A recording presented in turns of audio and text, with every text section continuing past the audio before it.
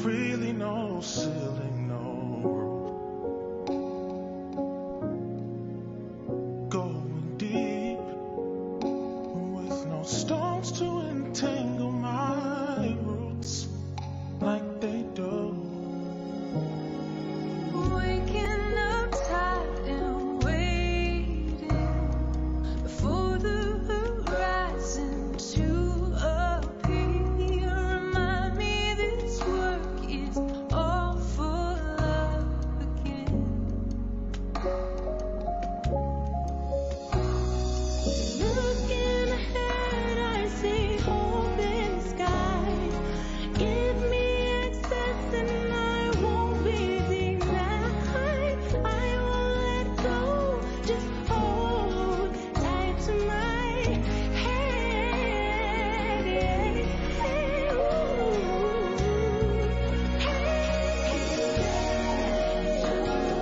The world that we knew would return here. Living my dreams without noise.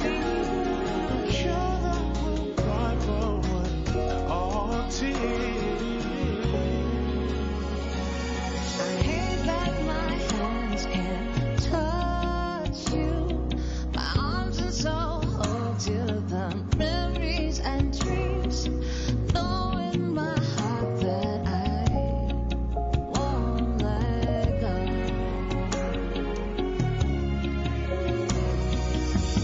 Little things every day, hard to be unafraid. Everything is not the same no more. Policies stay the same. They should be ashamed. They should try to hide their face. There's a light that I'm chasing in life. It won't be put out, thankful I'm alive. Ready or not, I will rise to a brighter day.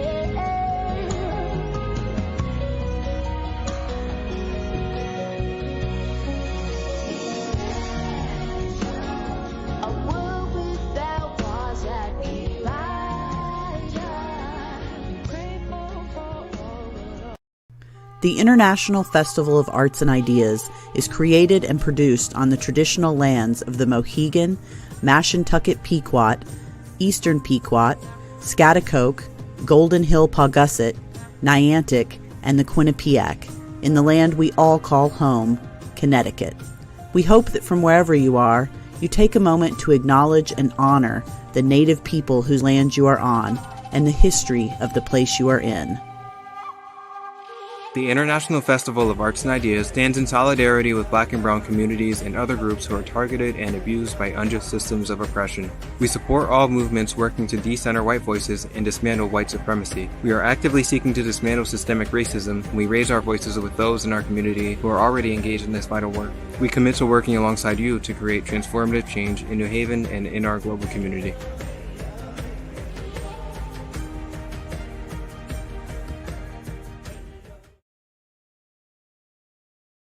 Welcome to Monuments and Collective Memory, part of the 26th Annual International Festival of Arts and Ideas. My name is Jason Mancini, and I serve as the Executive Director of Connecticut Humanities, which is proud to partner with the International Festival of Arts and Ideas to present this event and others of the Ideas series. Additionally, this event is supported by our friends at Connecticut Public and WSHU Public Radio. I was thrilled to be invited to introduce this evening's event because it aligns so perfectly with the work Connecticut Humanities is doing. It is now my pleasure to introduce Adriane Jefferson, Director of Cultural Affairs for the City of New Haven.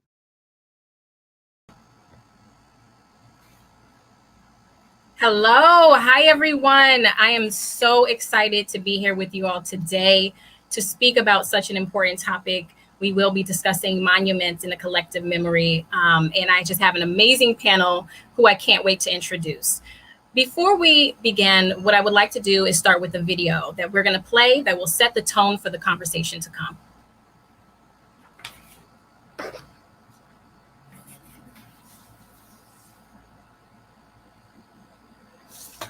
Who face discrimination.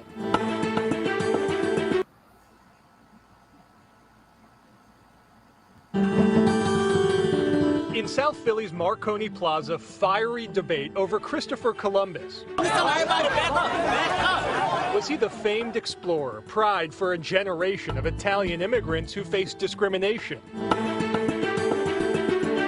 So it made an impact on me because of my history, him being Italian and learning that he discovered America. Or was he a brutal colonizer who stole indigenous lands? History is always a contest. Dr. Jonathan Zimmerman teaches at Penn about how history is written. The way the story gets told is through battle, is through debate, is through dialogue. Take Confederate monuments. He says most were built during Jim Crow into the 1960s amid a push in this country for white supremacy. That's when these statues went up, not right after the Civil War. And now you see the push back, challenges over who we celebrate.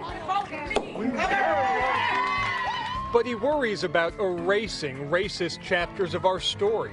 That actually will put off a real encounter with our history. Instead, he says add context, the bigger picture. Some think statues should be sent to museums. I think we can remember without celebrating. And now the city says it plans to remove Columbus. They already boxed him up. The statue could be gone by July. Of course, activists already got the Rizzo statue taken down, calling it a win against police brutality. And today, new efforts to rename Philly's Taney Street, which honors Supreme Court Chief Justice Taney, the judge who oversaw the racist Dred Scott decision, which upheld slavery. But as some tear down, others are bringing up stories once ignored. It took till 2017 for Philly to erect a statue honoring an African American, Octavius Cato, a pioneer for voting rights. There were many leaders in the African American community, but no statues erected. That's not history failing us, that's us failing history. Cornelia Swinson runs the Johnson House, a former stop along the Underground Railroad. She understands why many want racist monuments gone. But that's not going to resolve the systemic issue that exists. Historians say the only way to do that is by confronting our true past. The real history of the country is it was founded on freedom and unfreedom. And that's the complexity that we have to grapple with. It's not one or the other. It is both, all the time.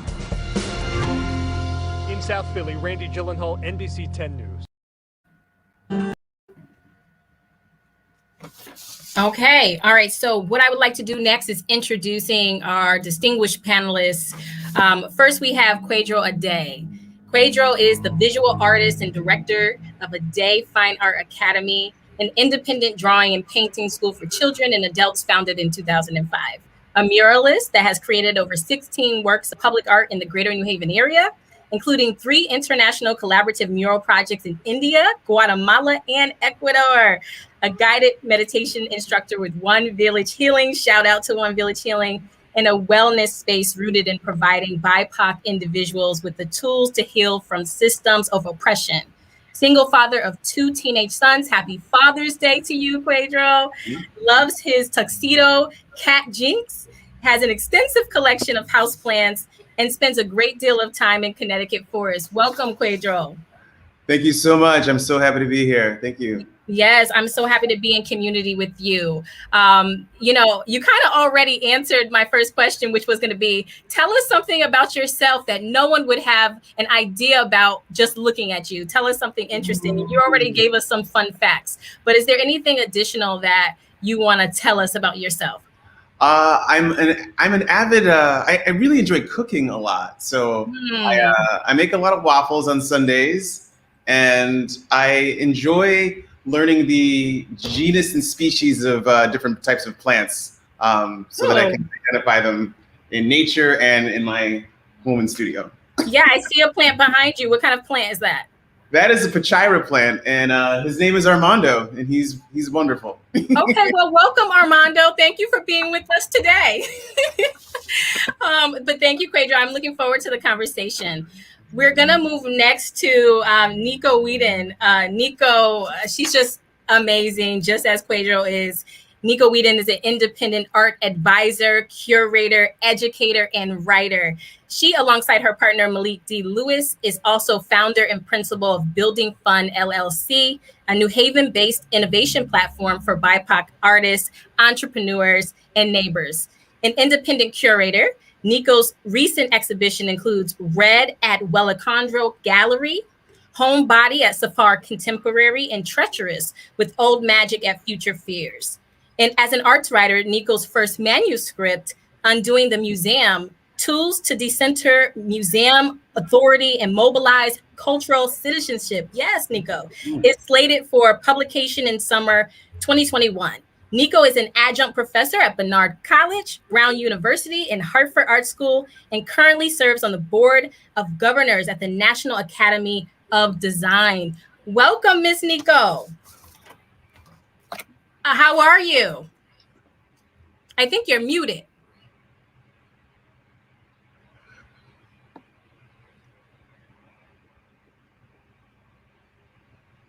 Can't hear you. Can we get Nico unmuted, please?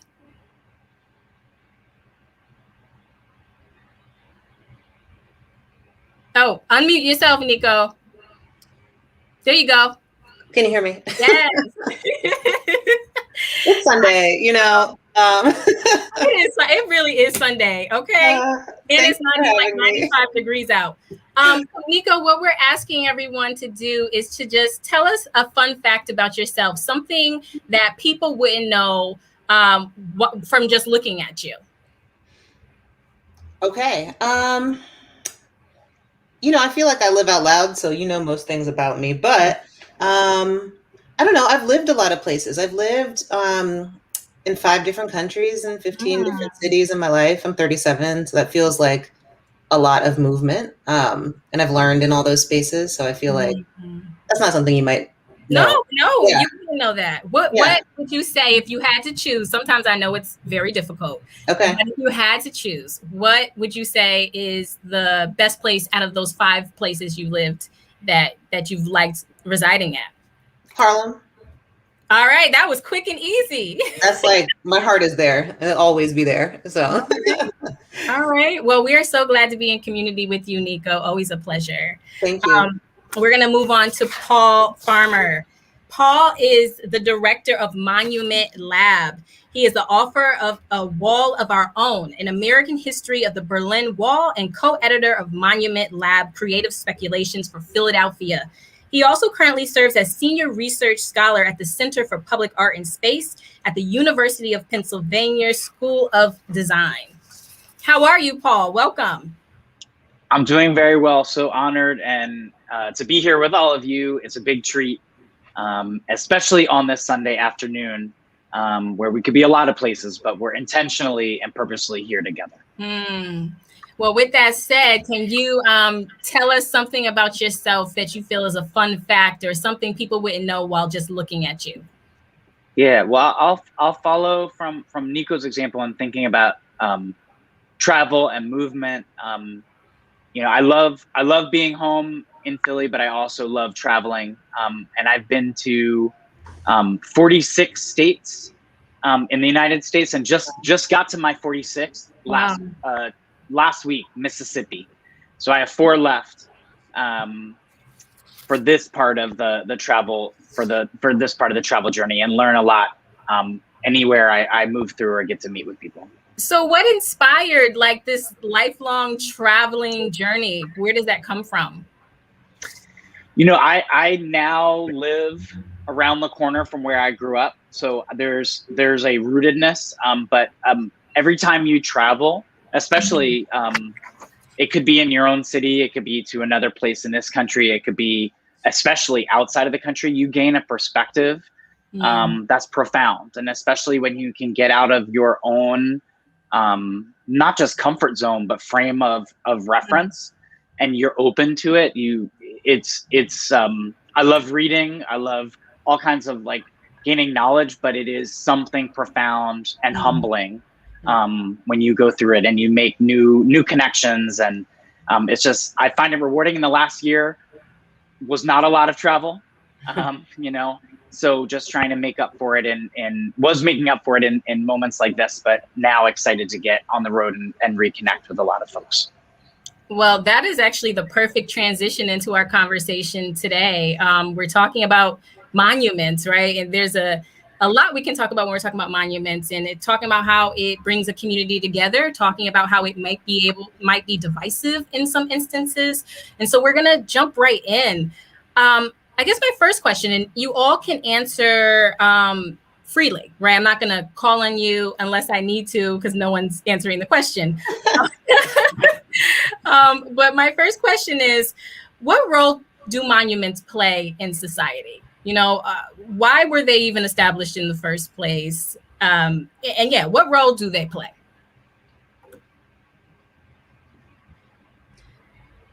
Anybody can go. Yeah, so I'm going to think out loud on this one because my mind changes about this pretty often. But I think in a lot of ways they serve as mirrors to the power structures upon which our country is built, right? And so I think in the way that you look at them and you see, you know, symbols of power embodied in a single person, you know, usually like holding some object that also is a symbol of power.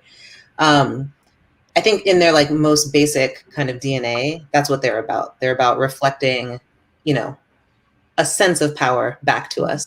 Now, who holds that power is like a whole other question that we can get into, but that's how I understand them. And I think that's also why I generally don't like go visit monuments in the places that I travel and visit. It's not of interest to me on a personal level. Yeah, anybody else?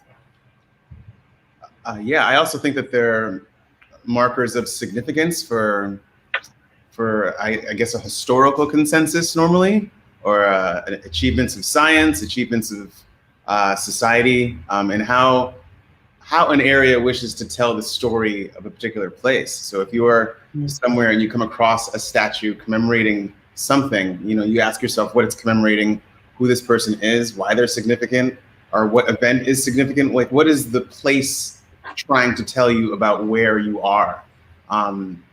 Is another thing that monuments can do for people, I see.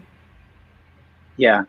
I mean, I would just riff on both of those really thoughtful responses and share the way at Monument Lab we've defined monument, which is a statement of power and presence in public. And we've kind of come up with that definition in conversation with tens of thousands of people in public places in Philadelphia, in St. Louis, Newark, elsewhere. And it kind of takes into account the bronze and marble on high, as well as the other ways that people have used the word monument or monumental, which is in poetry, in protest, in projection, in art.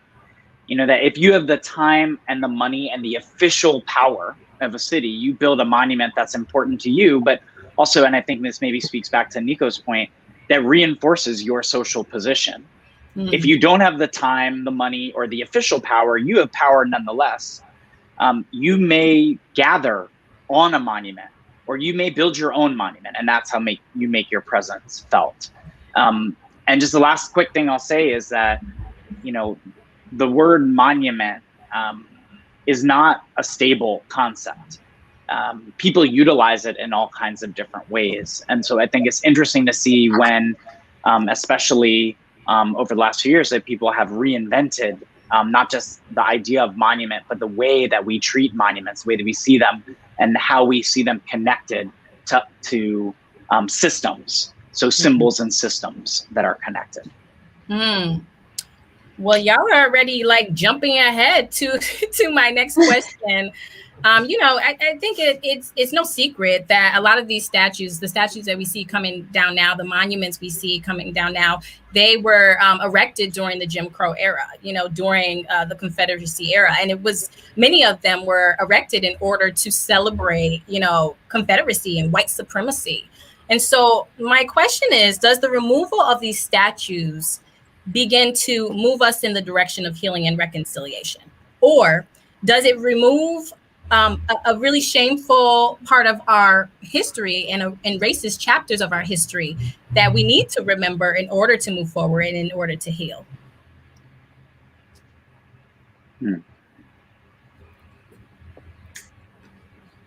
I think it's like a both and situation. I think Zimmerman, I forget what he said, but he had both all the time. I wrote that down. So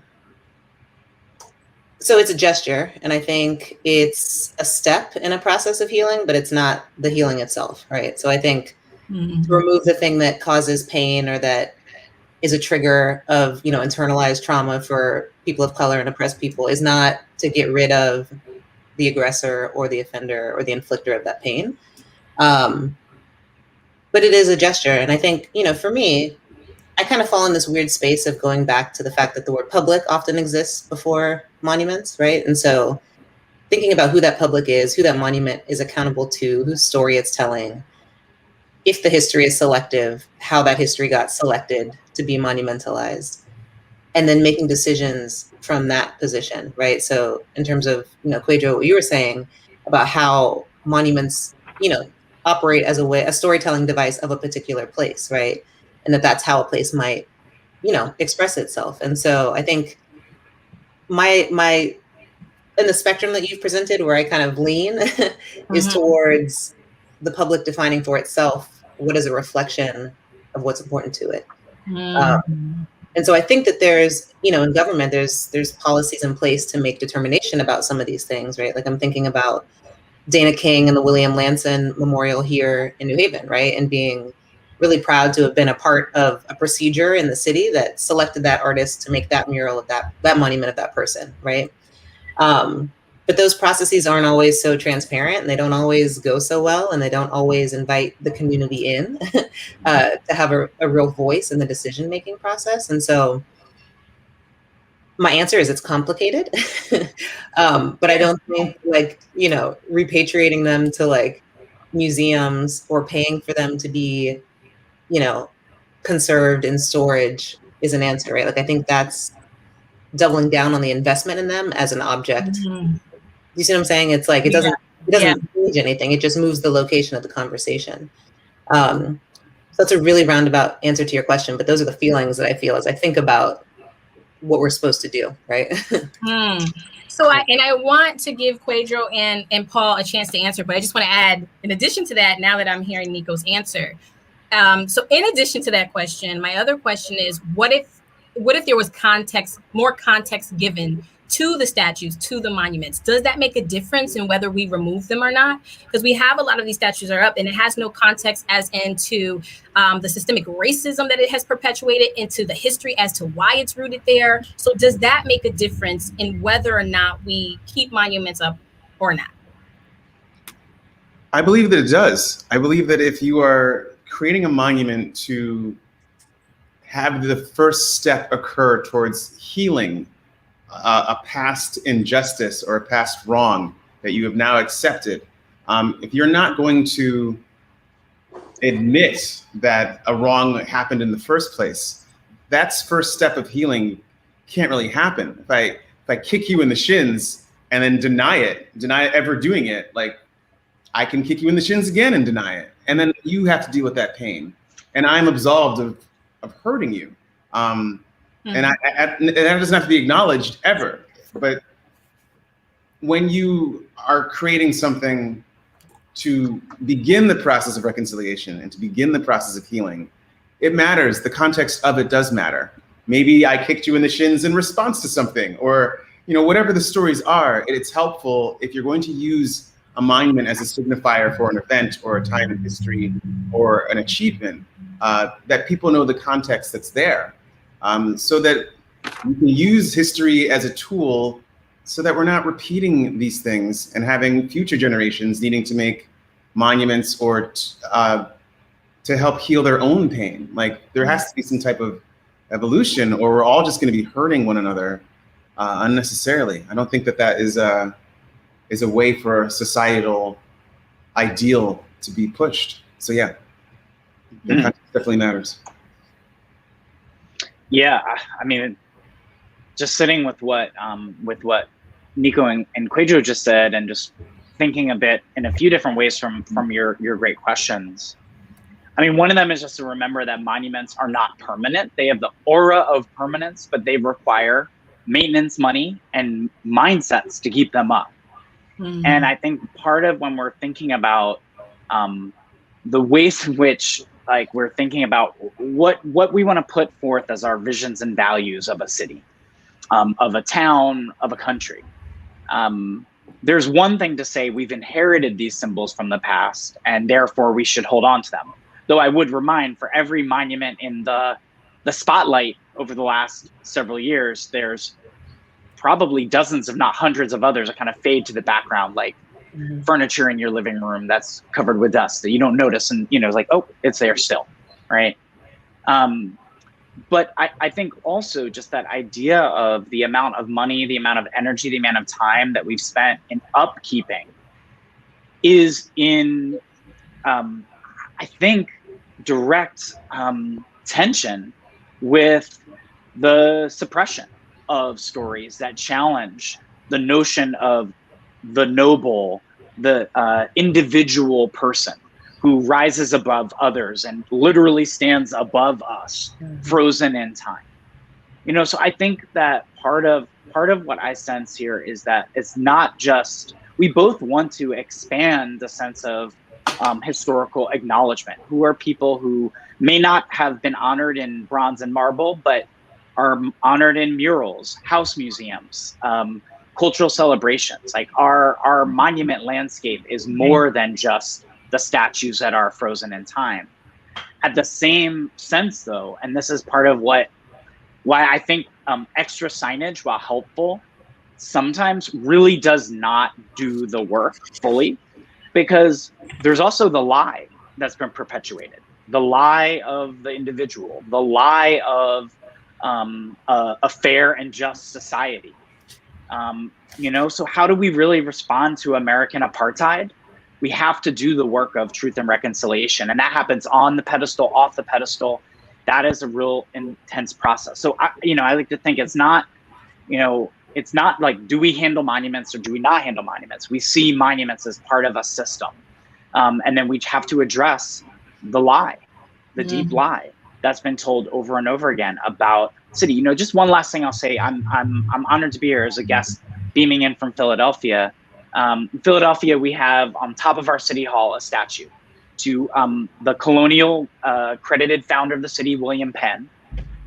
And William Penn, though credited with a treaty of friendship with the Lenni Lenape people, his sons undid the treaty and perpetuated a massive land theft known as the Walking Purchase Path a generation later. That was neither fully a walk or truly a purchase. And Harriet Tubman took more trips to Philadelphia than William Penn. And so, every time I go by City Hall, I think about those things and wonder what is being maintained. What could a sign do that actually is a challenge to the status quo, that is about symbols and also about our systems of justice? Oh my gosh, y'all have said so much that I'm like, okay, I have a billion questions now based off of everything that you've said. I'm going to start with this. I'll move backwards. I'll start with you, Paul. So you're making a really great point about, like, you just gave two examples, an example of who is up in a monument and who, like, people felt at that time was important enough to put on a pedestal versus someone else who is a woman of color who didn't get a monument made. And so what it makes me think about is that there is a lot of monuments that are up are very subjective. So I think right now about, like, the Lincoln statue in DC.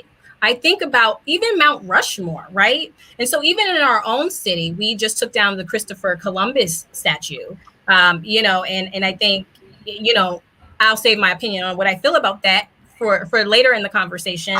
But, we took that statue down. So my question is, when is it too much? Is it ever too much? Should we be thinking about taking down, like, the statue of Lincoln, who, yes, Lincoln, right, he freed the slaves. However, we know, if you know the history about Lincoln, Lincoln owned slaves. There's a whole history there too to him, and yet he's still being memorialized. So I'm just kind of wondering, when is too much? When is it too much? When are we going too far? Is there any such thing as going too far? And just the subjectivity around these monuments.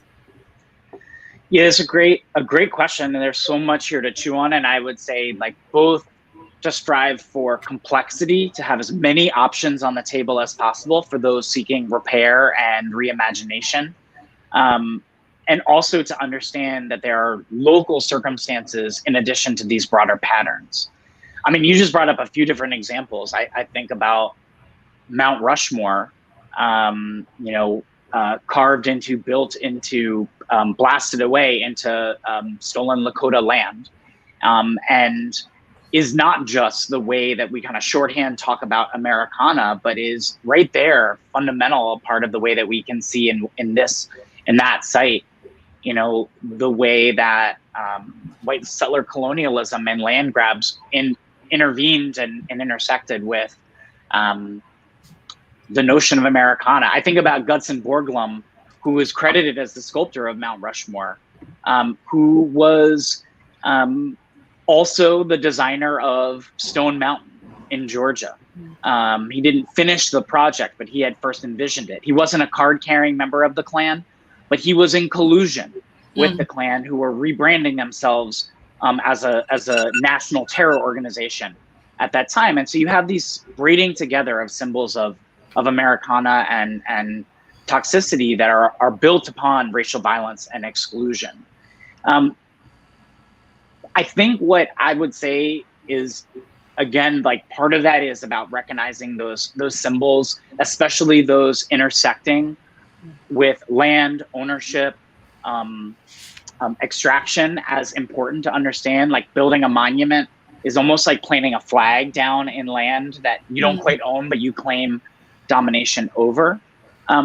That being said, I think for each of these cases, I'm really interested in, one, knowing all the options on the table. Because you could say, all right, let's remove the statue real fast. Let's get rid of it, and then do nothing about systemic injustices that buttress that statue, so to speak, or at least symbolically. Or you could say, nope, we're not going to do it. We're not going to touch it. And I'm like, well, why wouldn't you, right?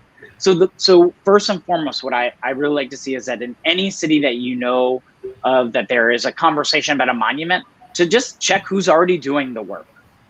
Most of the time, there are artists, organizers, students, educators who have been thinking about organizing around doing education work about a statue. And so, like, in the case, whether it is a Lincoln statue or any one of those other sites, like, the first thing I want to do is know the conversation already and start there, so that it's grounded and put in context, especially around other local issues and others that maybe connect that site to other places as well. There's a lot more to say, but I'll pause there. No, that's great. Thank you. Well, with that, I want to pass it on to Pedro. I want to ask you, so Paul kind of brought up this concept, and actually this really important fact, that there are other types of monuments. I think when we think of monuments, many people think of monuments, we're thinking of statues, we're thinking of, steel and brass and massive commissioned artwork somewhere that's in a public space. What are other forms of monuments? What else can be considered a monument, whether it's contextual, whether it's, just intellectual, what else? You could create plaques, you could create gardens, trees, the natural monuments, murals, fountains. We see a lot of work that commemorates people, but I would love to see more monuments that are natural, ones that are commemorating events that are with the natural world, giant oak trees that are planted now that are little. Like, there's so many other ways to have conversations as well, and we have to be open to commemorating other things besides just ourselves in the way that we're trying to write or revise the histories that we are all living with, intersecting with, fighting against, fighting for.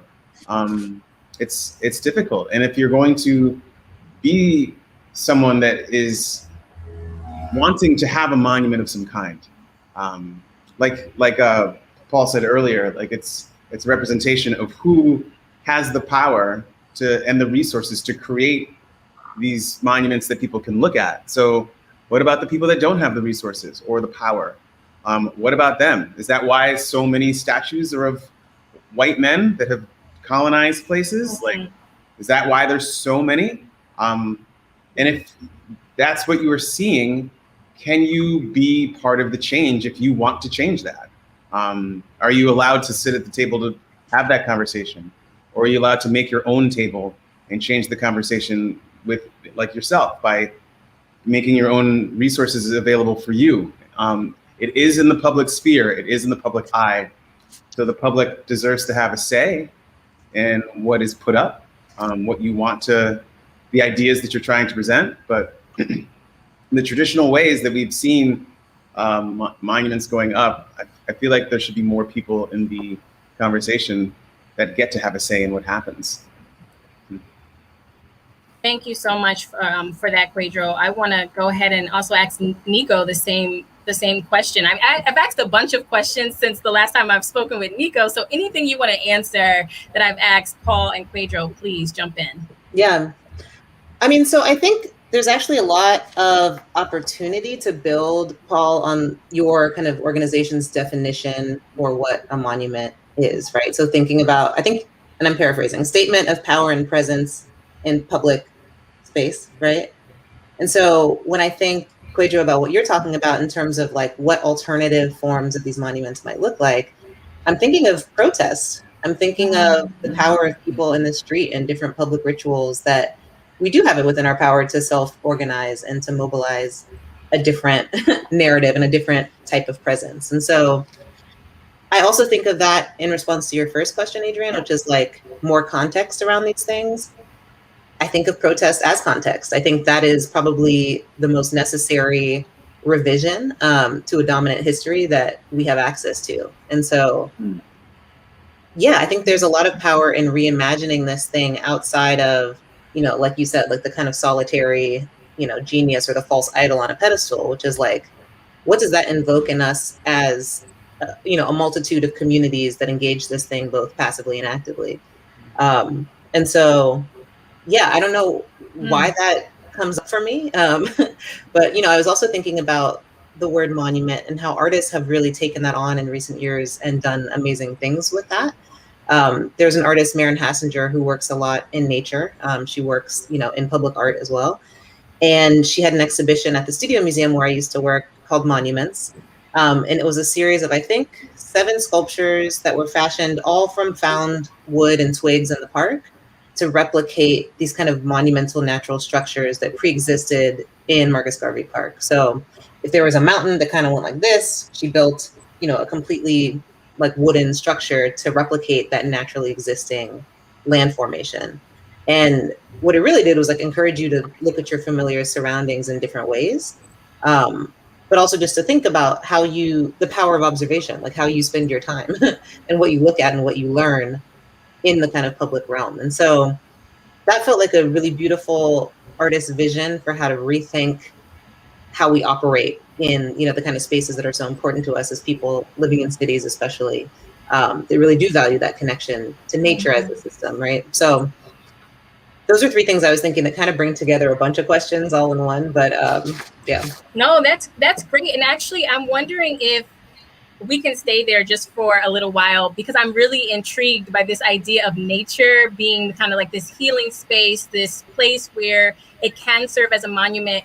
Can either Nico, you or Quadro, can you go into more detail about what monuments mean, and especially in the context that Nico just provided, and also you, Quadro, around plants and nature and protests?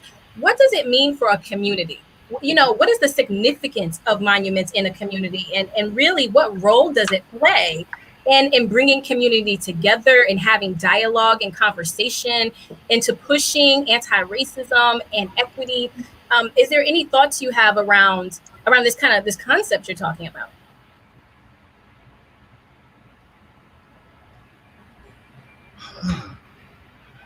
I think if we think to last summer, after the Floyd protests were starting to hit worldwide, and we kept seeing footage of people in protests going into public areas and taking down statues themselves to change the narrative, throwing statues in rivers and knocking them down themselves, like that's a powerful statement to make about what needs to change in the eyes of the people who are protesting, right? And what needs to change, period. You're not going to hear about that kind of stuff from the status quo. So it's important how, as Nico was saying, if protests are taken as, if a group of people in a large mass is a monument, that's one monument superseding another monument, so that attention can be drawn and that people can actually see and have their attentions paid to things that have been ignored, things that have been unjust. And the collective inherent in that is a beautiful thing. It's a beautiful thing to be able to have that done. And it forces a conversation of like, why is this happening? And why is this being exalted in this way or downplayed, subverted in this certain type of way? So I'd like to pass it to Nico and hear her thoughts as well. Yeah, I mean, I just think that so I often attach kind of like what I don't like about history to what I don't like about celebrity, right? It's like, again, it's like this solitary genius. It's like, oh, you did that by yourself? No, like you were part of, a larger system, like an ecosystem of things that kind of made that, moment in time happen in that particular way. And so, yeah, I just think that in general, I'm more drawn to the mural or to the thing that in its very production is rooted in a community of practice, of thought, of actual physical production of the thing, and that it can reflect that community back to itself, like not as a monolith, but as, a complex and a diverse ecosystem in and of itself, right? And so it's pretty rare that you see a mural of just like one dude, right? Like that's not what that medium is really about. And so I think that, yeah, if we're to talk about shifts that might happen and the ways in which the kind of energy of like the uprisings that we're experiencing might shift us in a different direction. Yeah, it's like, what is our full story? And even when you think about, I don't know, I think about, I keep calling it the Blacksonian, the National Museum of African American History and Culture. Also thinking about the Equal Justice Initiative and the Legacy Museum and the Memorial in Montgomery, and thinking about these like Black planets, right, where the authors of the story and of the history are Black people, right? And so the story is presented in a different way. Right. And it collapses this distance between American history and African American history, right? It's like, no, we're sharing, we're here together, right? And I think that when I hear people's experiences of those spaces, they literally come out transformed, right? They don't just pass by a thing and look at it for 2 seconds and say, wow, yeah, who was that guy? They come out 6 hours later in tears, embracing, because they've walked through a history or an interpretation of a history that reflects them, right? Where, unlike the video that we played at the top, where that one Italian guy was excited because he saw himself in Christopher Columbus, it's like a diversity of people can see themselves reflected in a diversity of people that comprise their community. And I think that feels like the world I want to be a part of. Does that mean like people got to go out and like tear down all Confederate monuments? Like, I'm more of a proponent for directing the energy towards what needs to be built instead. But yeah, I just think there's such opportunity in like the collective power, and I think that protests are a perfect embodiment of that. So is it time, Paul, I'll ask you this. Is it time for us to stop making monuments that are of specific people and start having monuments that are more kind of like what Nico described, right? This like museum of history and culture, and even what Pedro was talking about with nature. Is it time that the world embraces that over idolizing people or memorializing people in that way? Yeah, I mean, no matter what, I would say adjusting our framework away from there's a single figure who is self-reliant, pulled himself up by the bootstrap, no matter who that person is, like that's an idea that we actually do really have to topple. It undermines not just our interdependence, but also important stories of just how do certain people get time and energy and resources to like literally, get through or ascend.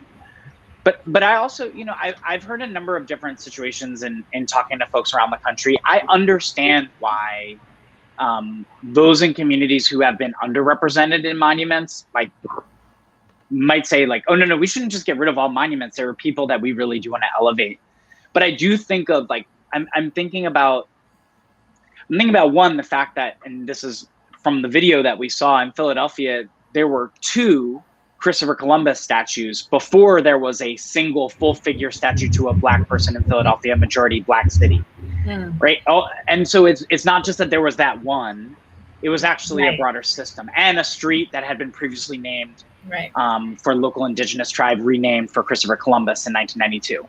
So I think like just systemically, I'm interested in that. The other statue that you saw in that feature to Octavius Catto, a 19th century freedom fighter, it's a single figure right at the apron of City Hall. But even in all of the materials, the bronze bas relief, the inscriptions, the way it was brought up, you understand Catto in context of the school he founded in South Philadelphia, of the organizing that he did with abolitionists, the desegregating of Philadelphia's streetcar system as pulled by horses before modern public transportation, the baseball team he played for.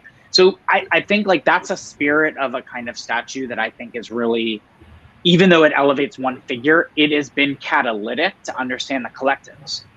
But the other thing I'll just say, again, I have to say, I'm always inspired by the work that we do with artists and by artists in general who see things, hear things, sense things that we don't always get to early on. And in a lot of times in public, even in public art processes, we ask artists way late in the process as opposed to much earlier. And I would just say, for those of the folks who are thinking about monuments, past, present, or future, like call the artists, get the artists at the table. They already are doing the work and they're already figuring out ways through.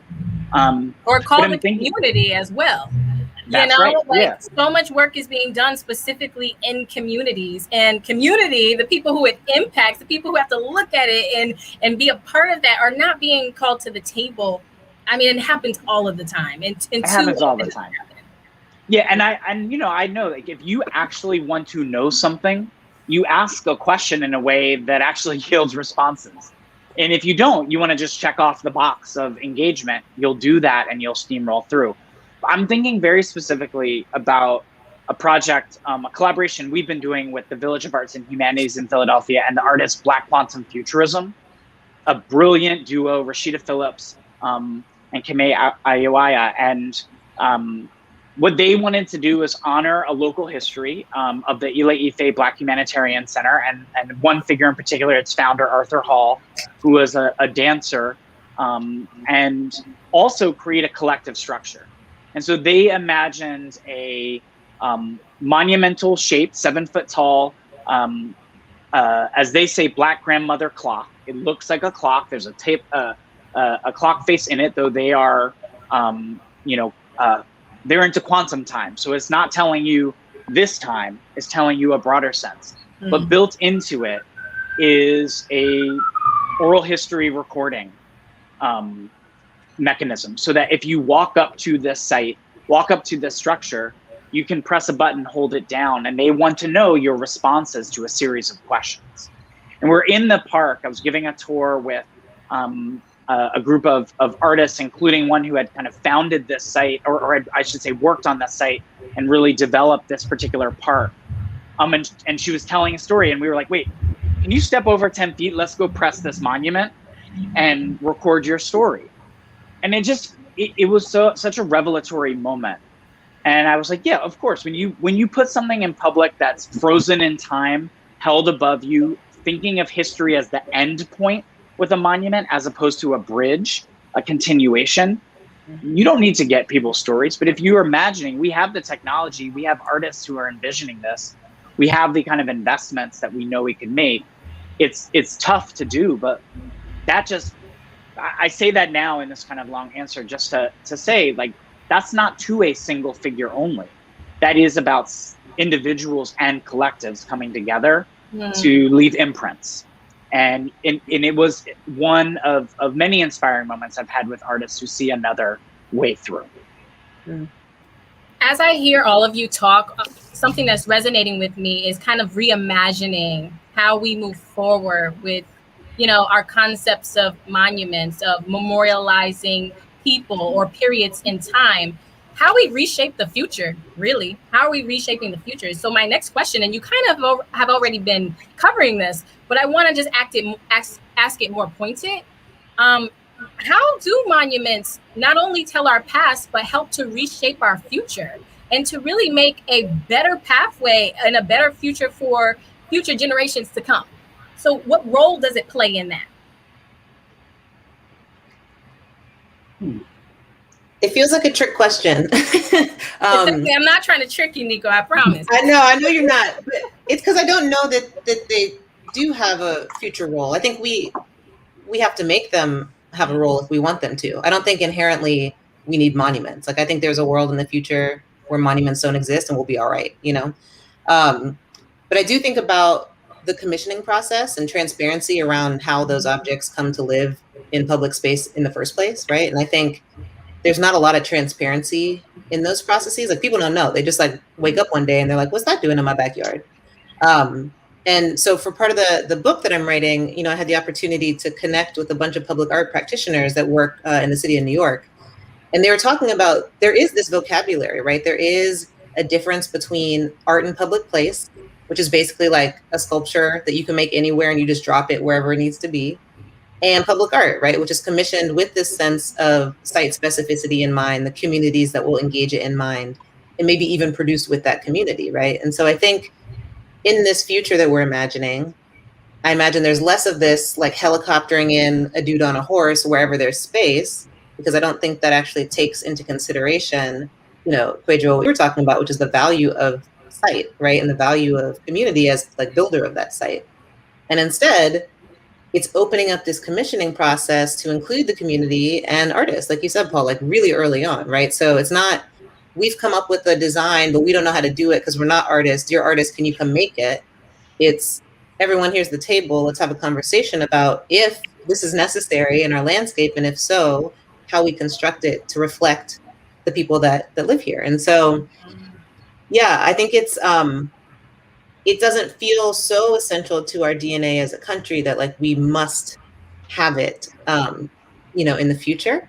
But it does feel like a language that if we can retool it and reclaim it a bit, that it could actually be a really powerful way to affirm community values and affirm, what is so unique about the different places, that might have that. And so, yeah, that's kind of how I see it. You didn't trick me, but I feel like, I'm like, I don't know. Do we need them? You don't feel tricked. I definitely wasn't trying to trick you, but you answered it beautifully. Okay, cool. Pedro, what about you? The context I have is just from what it's taken me to put up. I'm at like 18 works of public art. Like some of it I have to fundraise myself. Some of it I apply for grants for. Some of it the city helps me with. Some of it the state helps me with. And it's a difficult process to get the funding necessary to create a mural, to create a monument, to create something in public space for the community to enjoy. So if we're going to streamline that process so future generations can enjoy these types of things and enjoy the narratives that we're creating now, is there enough funding for that? Is there enough funding to create the art and the informational plaque in context so that 50 years from now, someone can still read about it and still understand what happened at that point?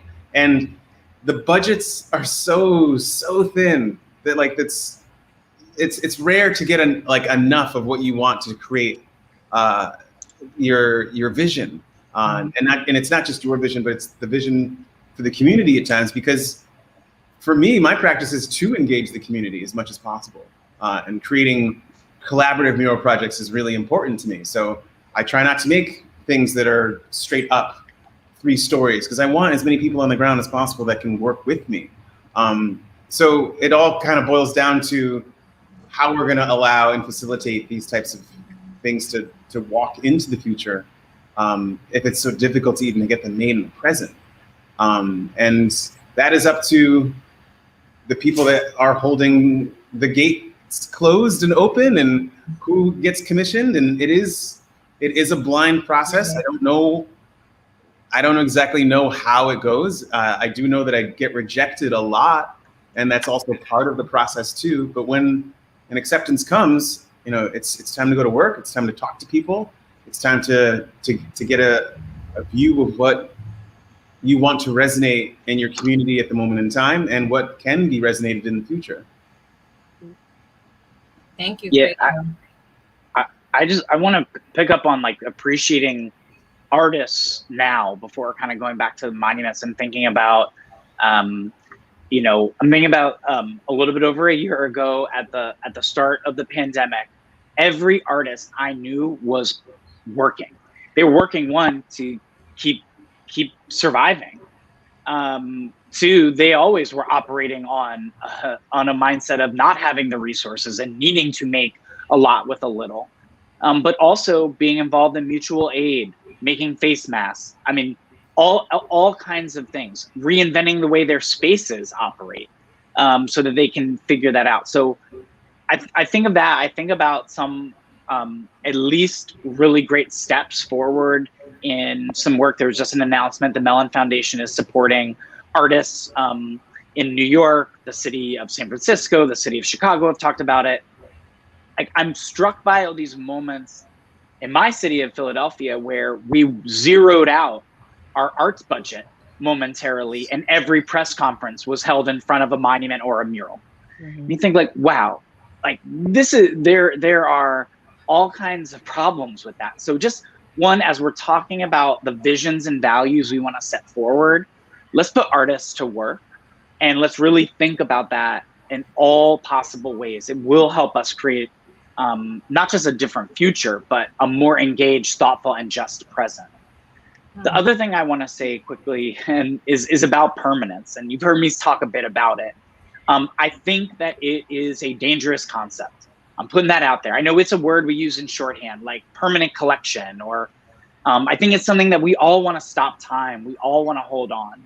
I'm thinking about, like the plastic cup that, and any of us pick up is going to last longer than any monument that we could build and put our minds to, right? So without permanence, what is there? Well, can we communicate across generations? Can we make enduring messages? Can we leave things for other people to stumble upon and find? Yes, absolutely. So I want us as a challenge to think about, if we remove permanence as the only way we think about public art, and that might mean that we're resourcing murals in a different way for preservation's sake.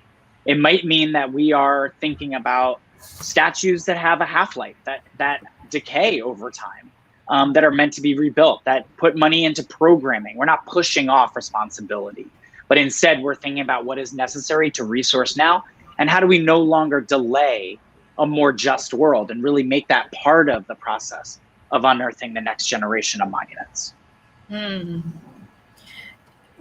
Speaking of justice and kind of going back to what we were talking about earlier, Nico brought it up, and it's just, I can't let it go. It's around how protest is a form, right? This is a form of collective memory of monuments. It is providing context to monuments, rather. I want to just step back a little bit, because I want to talk a little bit about the people who, we looked at the video, Charlottesville, even here in the city of New Haven, we had the Columbus statue, and there was a lot of controversy around that. What do you say to the people on the other side? What do you say to the people who, feel a way about these statues coming down, these monuments coming down, because they feel deeply that it's tied to their own culture and their history, whether it's right or wrong, right? That's how they feel. And so I'm kind of curious about, what do you say to them? And also, what does it say about monuments really playing a role in power and people feeling empowered? And people, why can't people let it go? Really is what I want to know. Why? What is it? What do you think is going on? Yeah.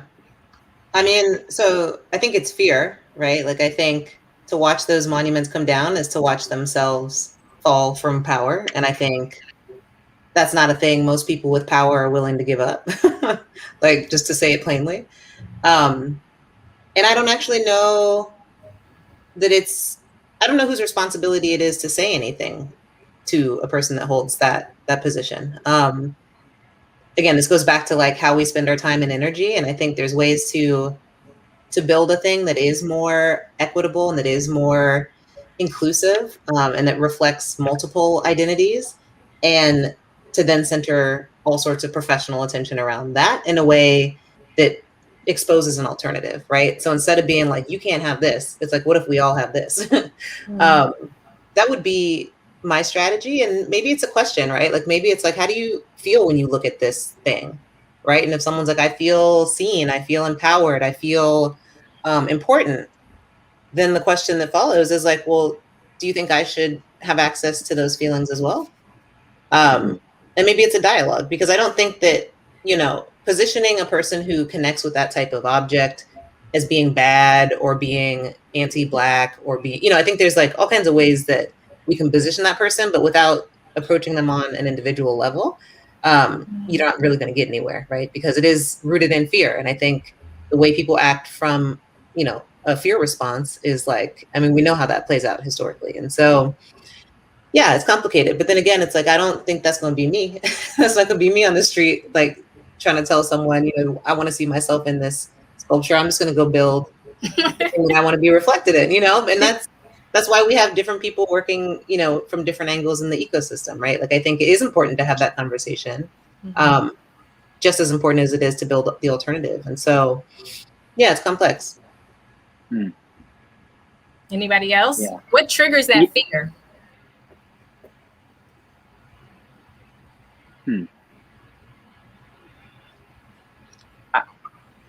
I don't have that fear because I don't see enough things that look like me in museums.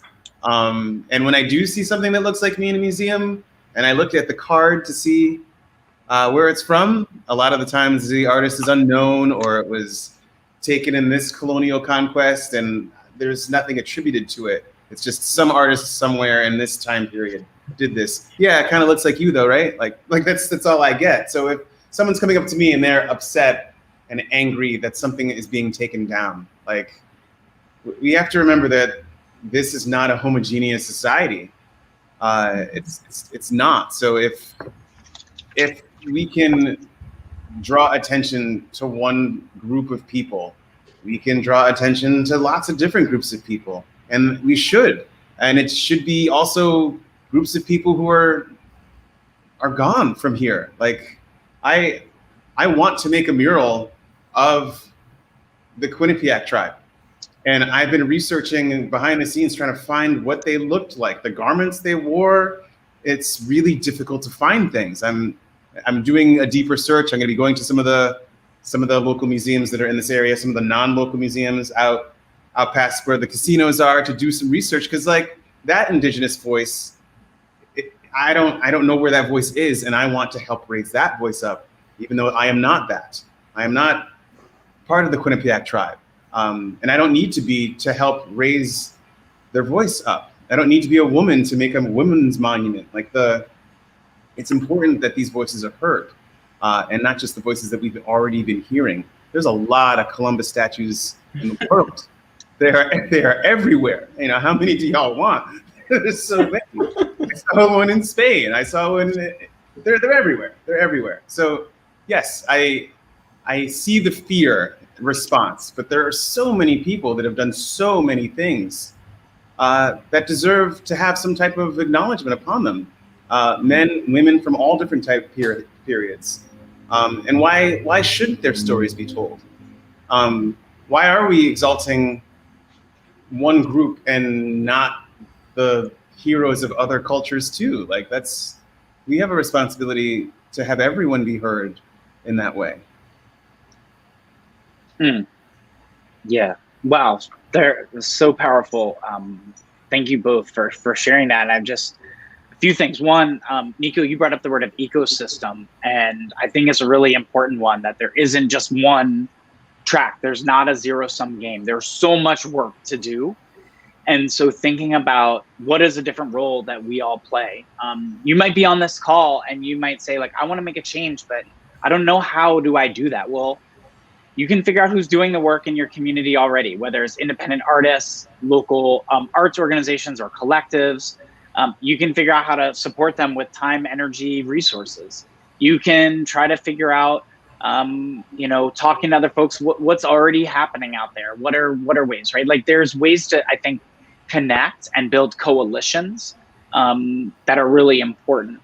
And I think that idea of like representation matters. Representation isn't the only thing, but I think when I'm thinking about this, I'm thinking about a few things. I'm thinking about, as a Jewish and queer person, I was told to not go to Berlin because it was too traumatized. And sometimes when people tell you not to do something, you do it anyway. I spent a lot of time there and ended up writing my first book and my dissertation about American artists in Berlin. And I have to say, there's no solace in knowing the pain of that place. But I have to say, walking around, and there's a heavy burden of history that Germans are dealing with, but there were Holocaust memorials as big as city blocks and some as small as cobblestones. But everywhere you went, there was not an effort to push, at least in the city of Berlin, push the story under the rug, bury it. Instead, the scars of the city lived on the surface. That made me feel not fear, but a sense of safety, or at least balancing my fear with a sense of a process. And by the way, that broad system of building memorials also included a massive education campaign, a financial reparations campaign. So it's not just like, let's build a memorial and get it out of the way. It's like, no, this is that ecosystem of people and systems working to deal with past harm and try to find another way through. I also think about having been on Monument Avenue last summer, in stepping into what the people-powered renaming of Marcus David Peters Circle, where the Robert E. Lee statue stands, so will come down soon. And in that space, there was multiracial activists, especially led by activists of color. There was mutual aid. There were people voting, getting voter registration. Someone walked around and like had carried around water and food on that day. And it felt in that sense, even last summer in the midst of the pandemic,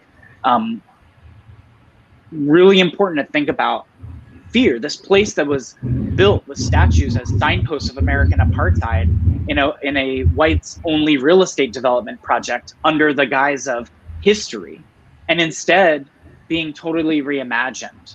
And so I think that the alternative of not facing it is trying to pretend like everything is just okay, and that putting it on the work of those who are fighting for justice to do that and have to take it on. And instead, what choice do we have but to transform?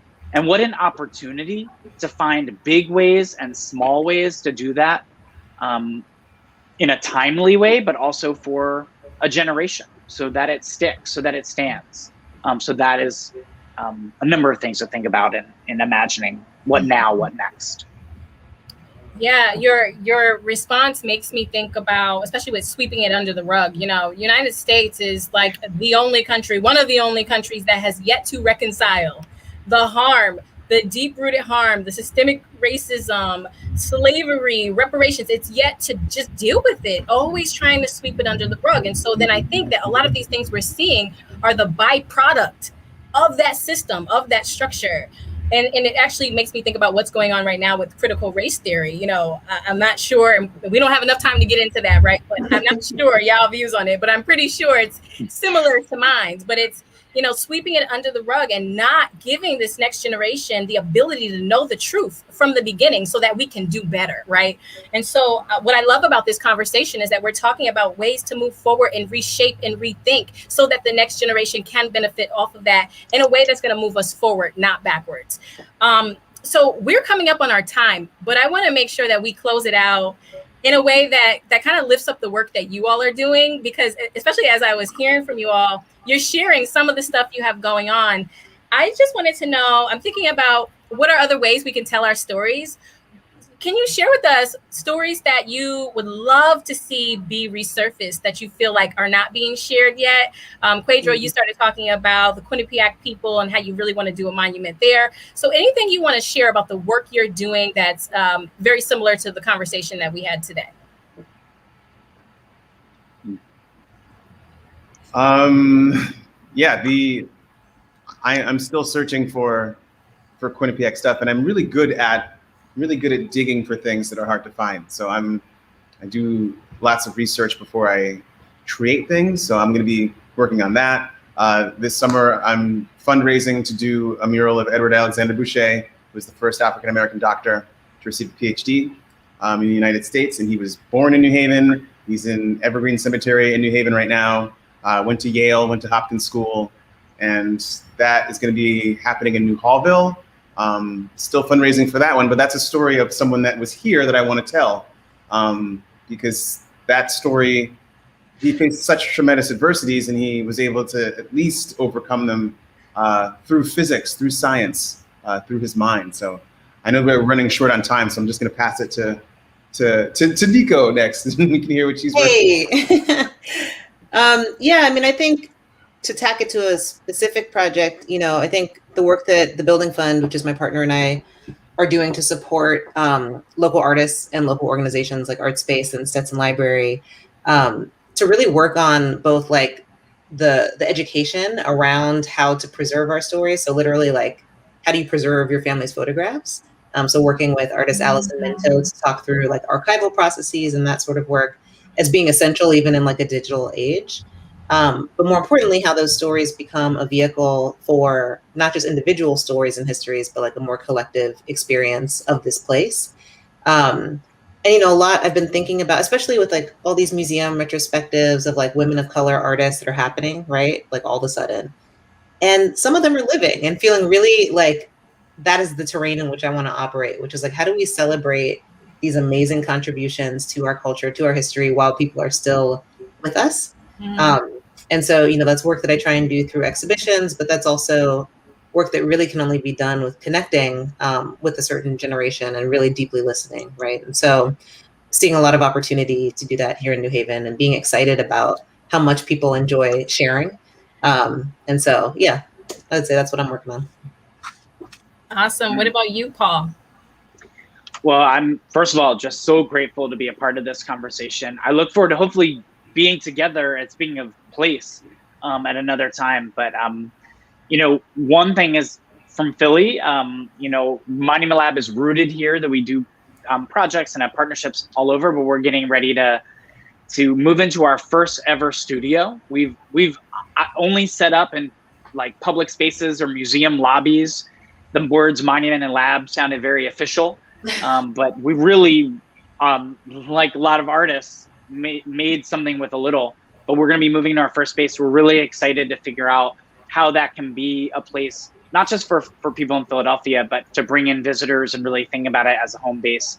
But also coming this summer, just as a lookout for anybody here, or if you know anyone, thanks to a partnership with the Mellon Foundation, we're going to be opening up a big call for a big project that is about opening field offices around the country, inclusive of tribal nations and territories and cross-border collectives, where teams of people doing the work that we're talking about in local contexts, whether a city, town, or region, can be a part of this big effort and build coalition together. So that open call that comes with funding support and building capacity support will come out in the next 2 weeks. So following at monument_lab or going to our website and joining the listserv, you can hear more about it. I'm so excited to keep building, connecting, and learning together. Awesome. Well, I never know how to close out because I never want to leave, and I definitely don't want to leave you amazing people. This has been wonderful. I wish I had so many more questions that we didn't get through, but I really hope that everybody who's been able to tap in today and who's been our audience, I really hope that this was empowering and inspiring. It was definitely to me, and I hope that they learned. Really quick before we jump off, I just want to ask Quadro and Nico to also state where people can find you. How do they get in contact with you? Oh, I live in Westville, so I'll see you on the street. Also, NicoWhedon.com. ItIsMyName.com, and I think that someone put Building Fund's website in the chat, so thank you for that. And I'm here at 840 State Street, which is the Adai Fine Art Academy, my studio and school, if you ever want to come in and stop by. And I'm at kwejoadai.com, where my work is, and I'm on Instagram at kwejo.adai. If you want to send me a message, say hi, what do you think? Yeah. All right, thank you all. Wow. Thank you all so much. My name is Elizabeth. I'm the curator of ideas programs here at the festival. Adriane, Nico, Kwejo, Paul, thank you so much for your wisdom, your joy, your humanity, all that you brought to this conversation. Thank you, Katie and Mary Sue, for making this conversation easier to understand for folks who can't hear. We love ASL interpreters, everyone backstage. As y'all said, it's not an individual making this happen, it's a collective, so thank you to every person. A couple of announcements before we wrap up. We have a survey just so that we can keep hearing what our audience has to say. What are you thinking? What are you feeling? What's going on for you? It's artidea.org/survey. We want to hear from you. And we have lots more ideas to come in this coming week. So Adriane will be back moderating another panel on Tuesday about how arts shape our future, kind of a part 2. We'll be imagining a world without prisons tomorrow. We'll be talking about a future for all abilities on Wednesday. There's much ahead. And we're closing out our on Friday with Alicia Garza and Toshi Regan will be a part of that day, as well as Hanitha Naya Washington, also a member of One Village Healing. So much to come, and music out on the green. So I look forward to seeing lots of you all in person or online again. You can find all of this at artidea.org. And I'm really sitting with this question y'all left of, what choice do we have but to transform? So with that, thank you all, and we'll see you soon. Bye.